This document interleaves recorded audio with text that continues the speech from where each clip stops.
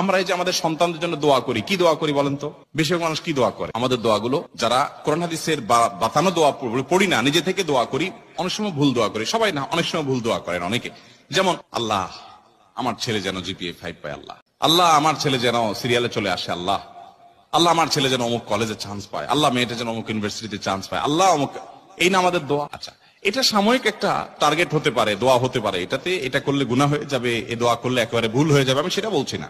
কিন্তু আমি বলছি, দেখেন আল্লাহ কি দোয়া শিক্ষা দিচ্ছেন। সূরা ফুরকান আয়াত নম্বর 74 আল্লাহ শিক্ষা দিচ্ছেন, রব্বানা হাব লানা মিন আজওয়াজিনা ওয়া যুররিয়াতিনা কুররাতা আয়ুন ওয়াজআলনা লিল মুত্তাকিনা ইমামা। কি দোয়া! এই দোয়ার অর্থ জানেন? সুবহানাল্লাহ, হায়রান হয়ে যাবেন এর অর্থ শুনলে। আল্লাহ সুবহানাহু ওয়া তাআলা বলছেন, তুমি দোয়া করো, ওয়াল্লাযীনা ইয়াকুলুনা রব্বানা হাব লানা মিন আজওয়াজিনা ওয়া যুররিয়াতিনা কুররাতা আয়ুন। এইটুকু শুনেন, মানে কি? হে আমার রব, আমার সন্তান সন্ততি, আমার জীবন সঙ্গী সঙ্গিনী, স্ত্রী স্বামী, নারী পুরুষ একে অন্যজনের জন্য দোয়া করবে, আল্লাহ এমন সঙ্গী জীবন সঙ্গী দান করেন, এমন সন্তান দান করেন যারা আমার চক্ষু শীতলকারী হবে। কি হবে? দেখেন, চক্ষু শীতলকারী হবে, এই কথার মধ্যে সব চলে আসছে। পৃথিবীর এমন কিছু নাই যে সন্তানের জন্য আপনি চান